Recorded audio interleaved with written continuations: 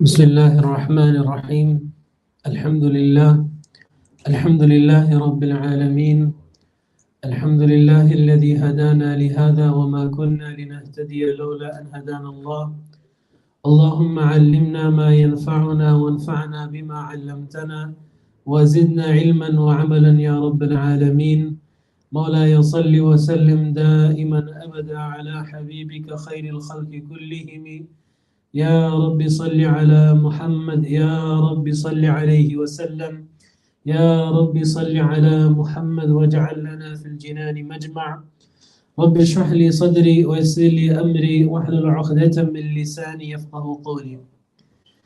Alhamdulillah, as we continue in our study of the life of Rasulullah sallallahu alaihi wasallam, we have now reached our 25th lesson. And in this session, we'll go over the start of the Hijrah of Rasulullah sallallahu alaihi wasallam. In the previous few sessions, we went over the initial group of Sahaba who accepted Islam at the hands of Rasulullah sallallahu alaihi wasallam, the 7 Sahaba.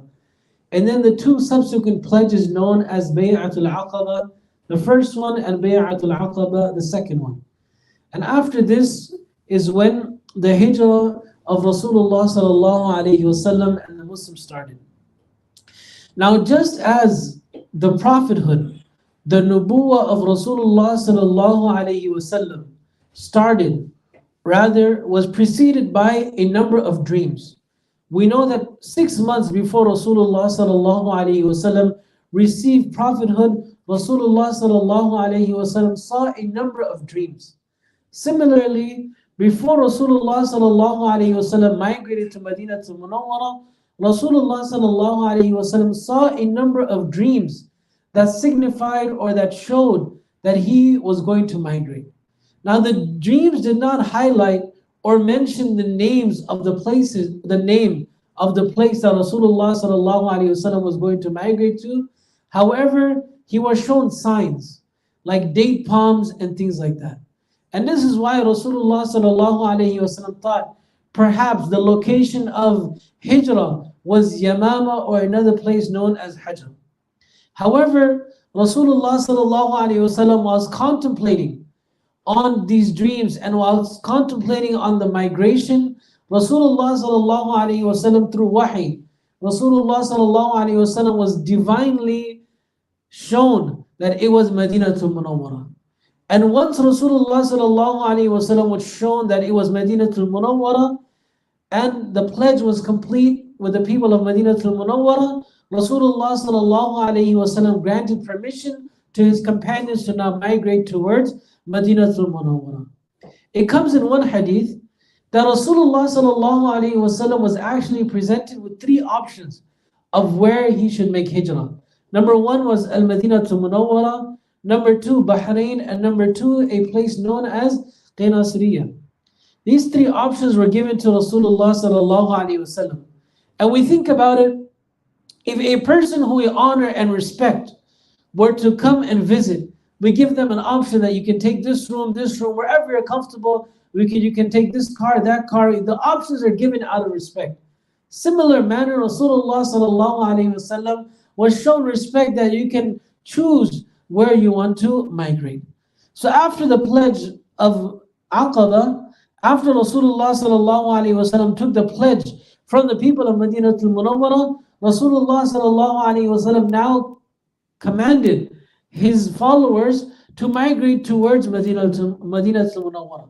Now, once he made the announcement, once they were aware that they have to migrate, there was a frantic yet severe, a secretive preparation.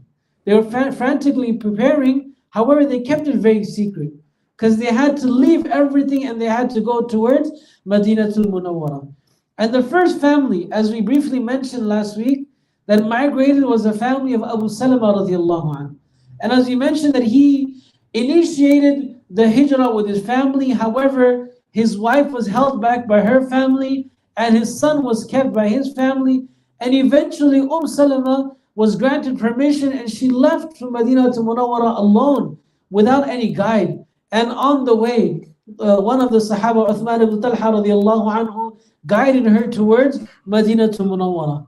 After the family of Abu Salama radiallahu anhu, Amir bin Rabi'ah and his wife Layla radiallahu anhuma, they migrated. The third group that migrated was Abu Ahmad bin Jahash and his brother Abdullah, together with their families. And the books of Seeeah, they mention that they locked their homes and left. Meaning that they left everything behind. When the command came, Rasulullah sallallahu alaihi wasallam said, migrate. They prepared whatever they needed for the journey, and they migrated, followed the commands of Rasulullah sallallahu alaihi wasallam. Now slowly, so the Muslims are starting to migrate. Abu Jahl and Utbah, they start panicking because they see that one by one, families and people, they're moving out. And they see that homes are now vacant. Makkah al-Mukarramah is starting to seem vacant. Now Utbah takes a deep breath and then he starts to recite some poetry out of grief. And then towards the end he says, this is all because of our nephew, meaning Muhammad sallallahu alaihi wasallam, and that he is causing a turbulent division within our society. So they start to gauge that there is a problem, people are leaving, and now Makkah al-Mukarramah is starting to become empty. Now a number of Sahaba, dozens, started to migrate. Eventually Umar radiallahu anhu's turn to migrate. Now Umar radiallahu anhu, he migrates with somebody known as Ayash bin Abi Rabi'ah. And 20 other Sahaba, including his brother Zayd, they migrate. A companion by the name of Hisham ibn As radiallahu anhu was also supposed to join them. However, his family and his tribe really pushed him and made him stay in Makkah al-Mukarramah. So Umar radiallahu anhu goes with a number of people, including Ayash radiallahu anhu. Now when Ayash ibn Rabi' radiallahu anhu, he reaches Medina to Munawwara with Rasulullah sallallahu alayhi wasallam, Abu Jahl bin Hisham and Haris bin Hisham, his brother, who later accepts Islam, they followed Ayash to Medina to Munawwara. And when they found him in the Medina to Munawwara, they go to him and they tell him, look, your mother took a vow. Your mother took an oath that she will not comb her hair and she will not take shade until you come back to Makkah al-Mukarramah. Meaning that she will be, we can say in our day and age, a hunger strike, right? She was striking in a way where she was not taking care of her hair and she was not going to take shade. So now it's his mother, he feels pity. He says, okay, I will go back to Makkah al-Mukarramah to look after my mother. Now as soon as Ayash radiallahu anhu starts making his way back towards Makkah al-Mukarramah, Abu Jahl and Hisham, they tie his hands and they torture him. And all the way till Makkah al-Mukarramah, and also in Makkah al-Mukarramah, they continue to torture him. And this is where the concept of qunut comes from. In Fajr, sometimes when there's calamity, there's qunut nazila. So Rasulullah sallallahu alaihi wasallam, at this time, during Fajr, Rasulullah sallallahu alaihi wasallam made qunut, and Rasulullah sallallahu alaihi wasallam made special dua for him as well. So part of the dua Rasulullah sallallahu alaihi wasallam would make, that, oh Allah, alleviate Al-Walid ibn Walid, Salama bin Hisham, and Ayash ibn Abi Rabi'. Right? Rasulullah, these are the three that were being tortured. So Rasulullah sallallahu alaihi wasallam, Fajr time, would make dua for them. And soon afterwards, they eventually released him and he made his way back towards Madinatul Munawwara. Now soon, many others also started to make their way. And some of the noble Sahaba, like Hamza radiallahu anhu, the uncle of Rasulullah sallallahu alayhi wasallam, Zubayr ibn al-Awwam, Talha ibn Ubaidillah, Uthman ibn Affan, some of the great Sahaba are already migrated, they're making their way towards Madinah to Munawwara. There are now in Makkah al-Mukarramah, there's remaining a handful of Sahaba. Rasulullah sallallahu alayhi wasallam, Abu Bakr radiallahu an, Ali radiallahu an, and a few of the poor or helpless Sahaba who are captive and those who were not being released by their family members. At this point, the Quraysh, they make an assembly.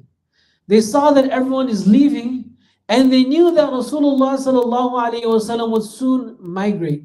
So they wanted to gather all of the nobles and they wanted to deliberate on this predicament. They wanted to deliberate that what can they do? That Rasulullah sallallahu alaihi wasallam is inevitably going to migrate. What should we do? So they all come, 20 of them. What's interesting, the books of Seeeah mention that Shaitan also attended this meeting. He came in the form of an old man. So they say that, who are you? We are the leaders. What are you trying to do? Why are you trying to enter? He says that I am a sheikh, I am an old person from Najd. Najd is the eastern side of the peninsula. So he says that I am an old man from Najd and I have some opinions also that I would like to share. Now when the deliberation started, some said that they should imprison Rasulullah sallallahu alaihi wasallam. In some type of closet or something, they would imprison Rasulullah sallallahu alaihi wasallam. So Shaitan, who was acting like a Najdi sheikh, he says that, he's a very sweet person, he's a very well-spoken person, maybe he will overpower the guards and they will let him go. So this is not a good idea. So the second opinion was, let us banish Rasulullah sallallahu alaihi wasallam, let us send him somewhere else. Let's exile him somewhere. So once again, Shaitan comes up, this is Najdi, so-called Najdi sheikh, and he says that what's going to happen is that he'll go somewhere else, and once again, he'll charm the people, and they will start to follow him, and then he'll gather people against us. Now, Abu Jahl, he says, yes, none of these options are right. We can't imprison him, we can't banish him. What should we do? So Abu Jahl says that one youth of every tribe shall come together and jointly assassinate Rasulullah sallallahu alaihi wasallam. And his explanation was that if this is a joint venture between all of the tribes, then no tribe can be blamed for the assassination of Rasulullah sallallahu alaihi wasallam. Now this is when Shaitan, the one who was acting like an old man, this is when he becomes happy and he says that this is an excellent idea. Right? So this is what they decided, that one youngster from every tribe will get together and they will ambush and they will try to assassinate Rasulullah sallallahu alaihi wasallam. Now, as soon as his meeting convened, as soon as his meeting comes to an end, Allah subhanahu wa ta'ala sends wahi to Rasulullah sallallahu alaihi wasallam. Allah subhanahu wa ta'ala says, وَإِذْ يَمْكُرُ بِكَ الَّذِينَ كَفَرُوا.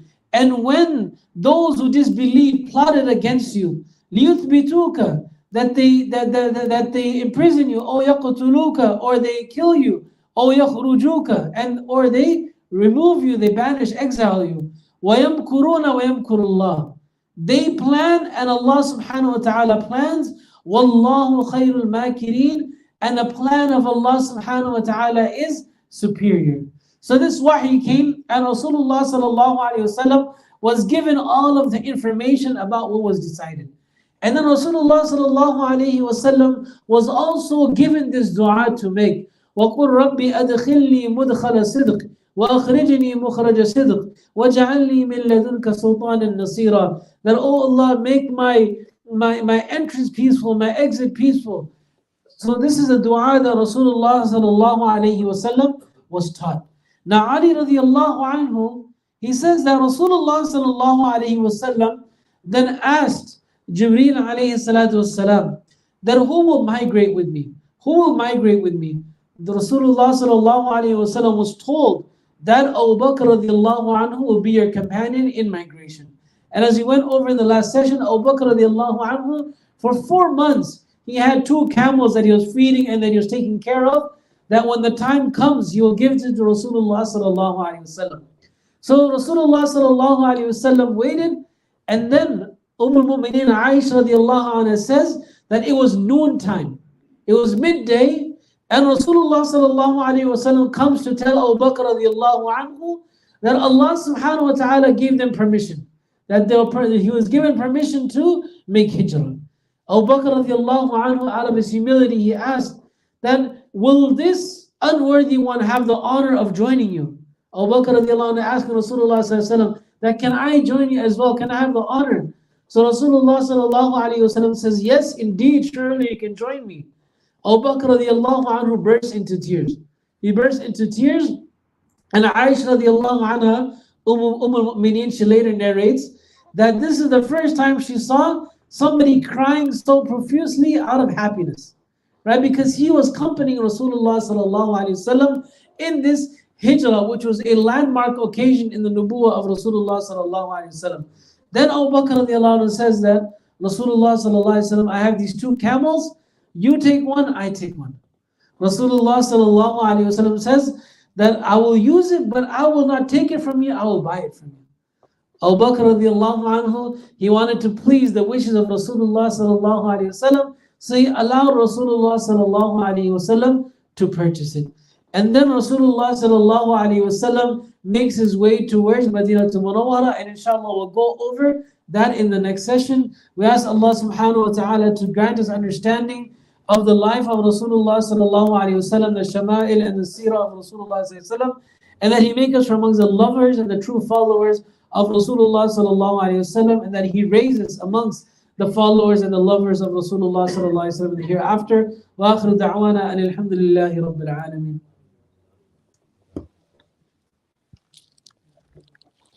Yeah.